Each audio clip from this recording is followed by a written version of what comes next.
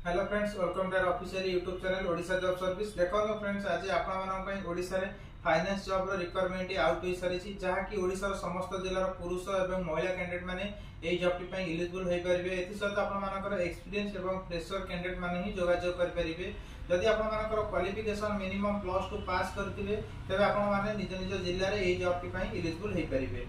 Posting location आपण मानकर प्रत्येक ग्राम रे गोटे नाका पोस्ट आपण पाई परिबे। जदि आपण माने निज जिल्ला रे जॉब करछोंती मिनिमम 10 गोटी पोस्ट आपण मानकर जिल्ला रे वैकेंसी रहउची। सैलरी आपण मानकर मिनिमम 10,500 रु आरंभ करिके मिनिमम आपण मानकर 18,000 पर्यंत पाई परिबे। बयस आपण मानकर मिनिमम 18 वर्ष रु 30 वर्ष हेउथिबा कैंडिडेट माने ही जोगाजोग करि परिबे। ड्यूटी टाइम आपण मानकर 8 घंटा रु 10 घंटा मध्ये आपण मानकर वर्क रहिबो। एथि सहित आपण मानकर बाइक एवं डीएल थिले आपण माने ए जॉब टी पई सिलेक्शन होई परिबे। आवश्यक document resume 2 copy, Aadhaar card, all document certificate, bank passbook, photo थिले आपण माने ए जॉब टी पई एलिजिबल होई परिबे।